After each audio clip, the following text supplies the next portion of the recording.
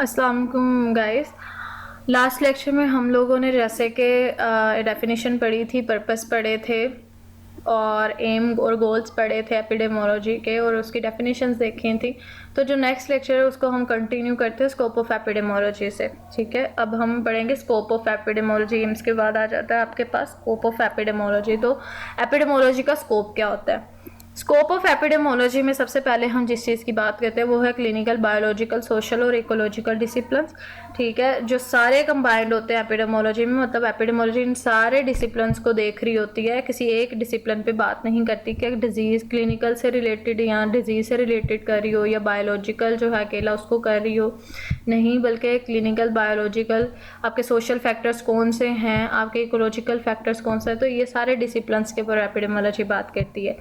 फिर जो आपके दूसरा स्कोप आ जाता है उसमें ये आ जाता है टू मेक अ डायग्नोसिस, जो कि आपका एपिडेमोलॉजिकल स्टडी में पहला स्टेप भी है। जो भी आप एपिडेमोलॉजिकल स्टडी करना चाहें उसमें आप पहले डायग्नोस बनाते हैं। पहले आप एक जो है वो स्टेटमेंट बनाते हैं जिसके ऊपर आप पूरी इंटरवेंशंस लेके प्लानिंग, इंटरवेंशन और इम्प्लीमेंटेशन करते हैं। तो एपिडेमोलॉजी जो होती है उसको क्लिनिकल प्रैक्टिस और साइंसेस रिक्वायर होती हैं। ठीक है, जिसकी वजह से आप डायग्नोसिस बनाते हो।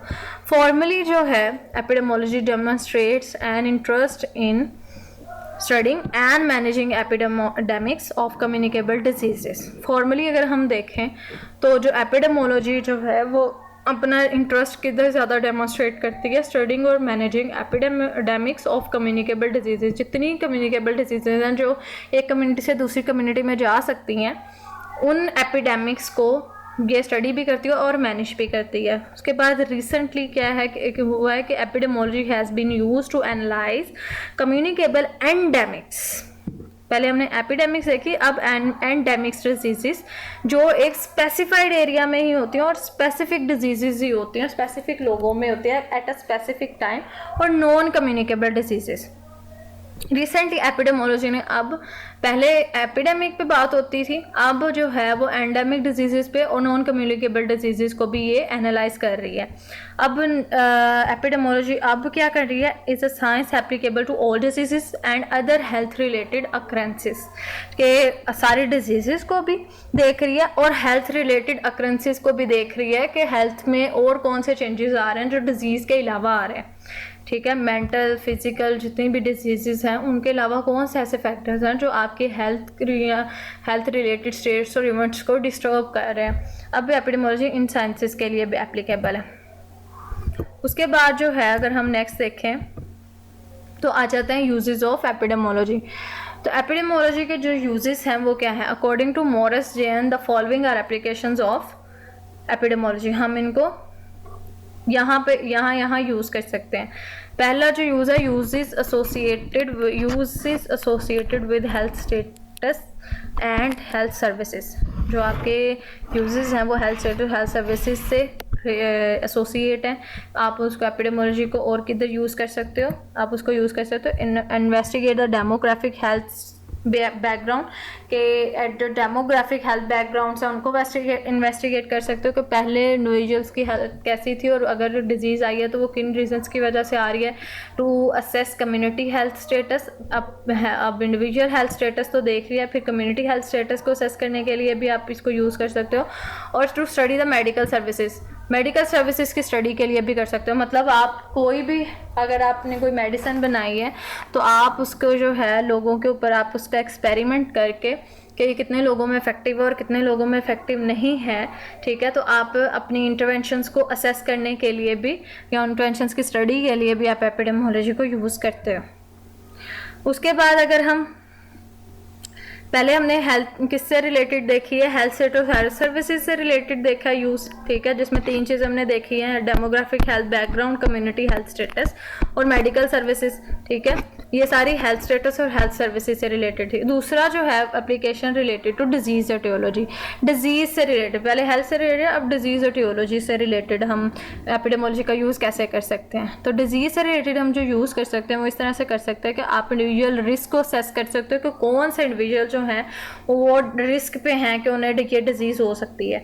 जैसे अब देखें कि कुछ जैसे रिसेंटली कोरोना आया था, तो कोरोना में कौन से लोग जो हैं वो ज़्यादा इंडिविजुअल जो रिस्क पे थे, जो ओल्ड एज थे या जो लोग बाहर ज़्यादा जाते थे, जिनका एनवायरनमेंट के साथ एक्सपोजर ज़्यादा से ज़्यादा था, उनको कोरोना होने के चांसेस ज़्यादा थे। फिर टू डिटेक्ट सिंड्रोम्स कि सिंड्रोम्स क्या होते हैं कि जब एक मल्टीपल डिजीज़ जब आपस में मिलती हैं, मल्टीपल माल फंक्शंस हो जाता है सिस्टम का, तो उसको हम सिंड्रोम कहते हैं। कलेक्शन ऑफ डिजीज़ को हम सिंड्रोम्स कहते हैं। कि सिंड्रोम्स हम फिर देखते हैं, और फिर characterize the clinical manifestations of chronic conditions. आपने जब क्लिनिकल मैनिफेस्टेशंस को करेक्टराइज करना हो कि ये जो क्लिनिकल मैनिफेस्टेशन है, ये साइन एंड सिम्टम्स जो हैं ये इस कंडीशन से रिलेटेड हैं, तो आप उसके लिए भी यूज़ कर सकते हो।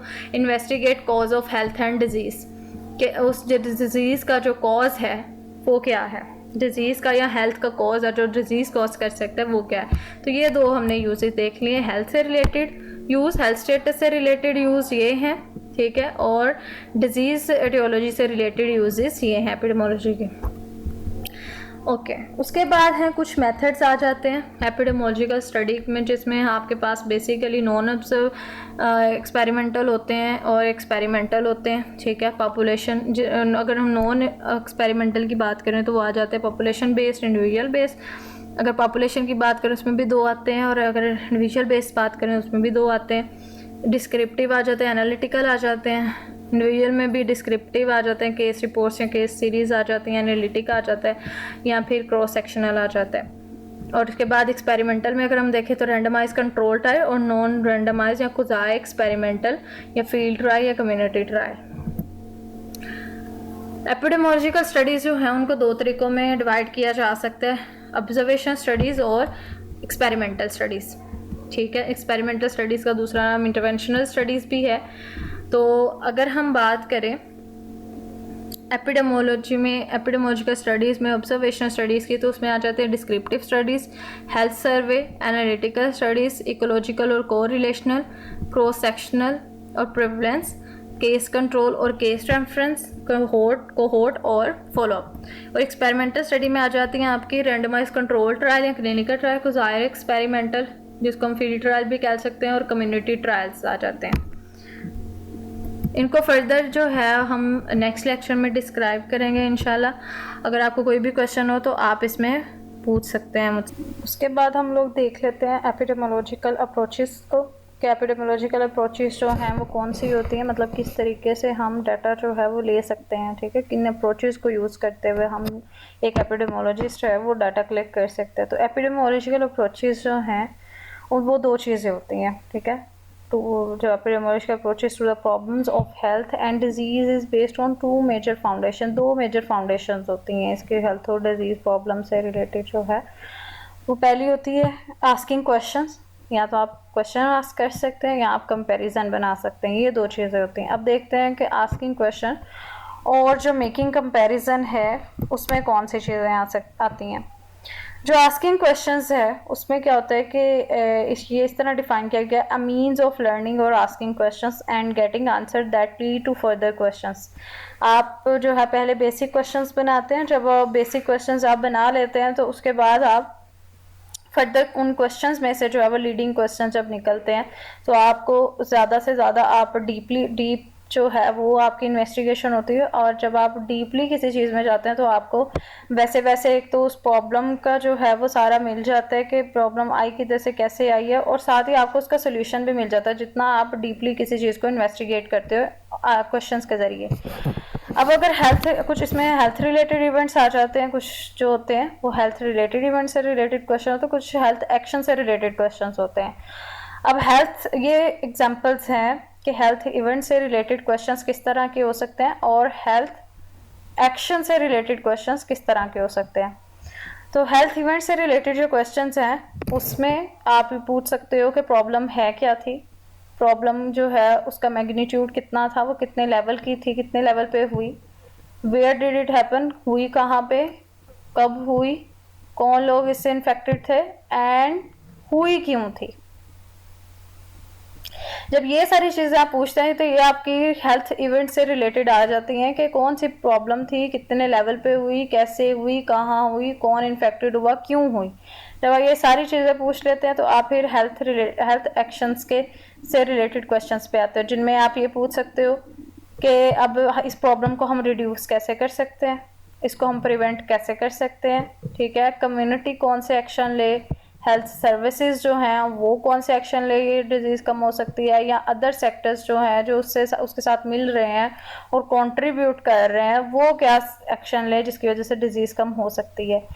उसके लिए कौन कौन से सोर्सेज रिक्वायर्ड हैं, ठीक है, कौन सी एक्टिविटीज़ जो हैं उनको ऑर्गेनाइज करना पड़ेगा, उनको कैसे ऑर्गेनाइज करना पड़ेगा, और अब जब हम इन सारी एक्टिविटीज़ को इम्प्लीमेंट करेंगे तो इम्प्लीमेंटेशन में कौन से डिफ़िकल्टीज आ सकते हैं। इस तरह के जो क्वेश्चंस हैं वो आप जब आप questions asking question approach use कर रहे होते हो एपिडेमोलॉजी में, तो एपिडेमोलॉजी में आस्किंग क्वेश्चन में इस तरह के क्वेश्चंस आप पूछ सकते हो। हेल्थ रिलेटेड क्वेश्चंस जो हैं वो आप वो पूछ सकते हो, और हेल्थ एक्शन रिलेटेड क्वेश्चन जो हैं वो आप इस तरह के पूछ सकते हैं।